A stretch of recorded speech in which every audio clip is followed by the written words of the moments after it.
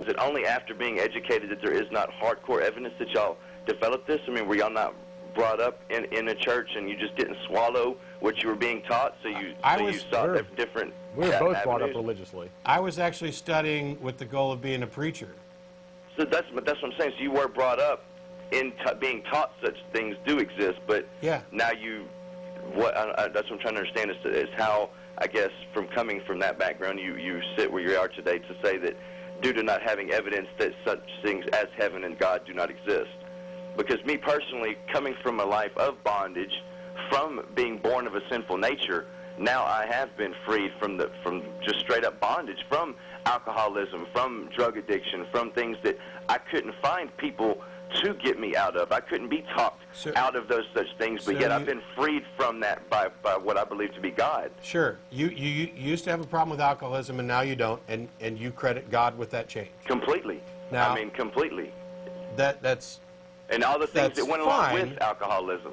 That's fine. And I just don't understand. That's what I mean, is it's belief and it is faith that happened to make me think that it's so. You think I can't give you evidence. You think that God did it, and you believe it. And if that's what you choose to believe, that's fine. I'd much rather you take credit for your own accomplishments. You've overcome something difficult, and you're willing to give credit to something that you have no evidence that exists. Well, I do have evidence that I tried for over 3 years, bro, and I couldn't do it. I went to 4 rehabs. I tried. I put you on hold. I didn't hang up. There's a problem with the mics where we can't interrupt properly.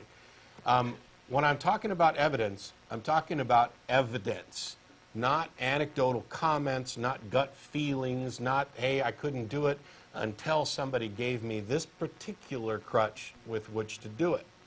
Now, I'm not saying that you cannot, even with a false belief, do good things. You most certainly can. Some people need to think that there is somebody, a God, because that belief itself, even if it's completely false, is enough to help them achieve this.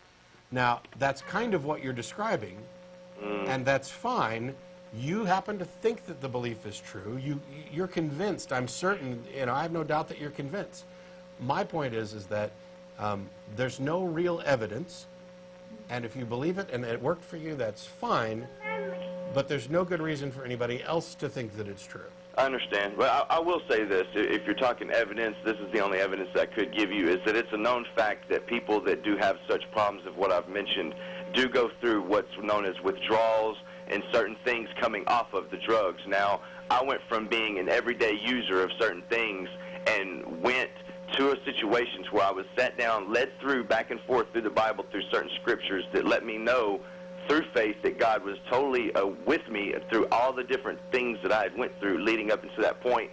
And after that point of getting on my knees and asking Jesus to be my Lord and Savior and to rescue me from the bondage, not one day did I go through withdrawals of any kind.